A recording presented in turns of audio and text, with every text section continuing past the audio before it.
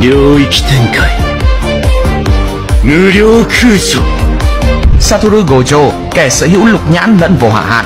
bành trướng lãnh địa vô lượng không xứ. Khi được thi triển, lãnh địa này sẽ tiêm vào đầu đối phương một lượng thông tin khổng lồ, làm não họ quá tải, cũng như áp đảo mọi trải nghiệm giác quan của đối phương, khiến cho bất cứ ai dính phải hiệu ứng tất chúng này đều trở nên tê liệt, cho dù đó có là vua nguyền hồn Sukuna. Vô lượng không xứ không chỉ gây tổn hại về mặt tinh thần mà còn gây tổn hại thực sự để não bộ.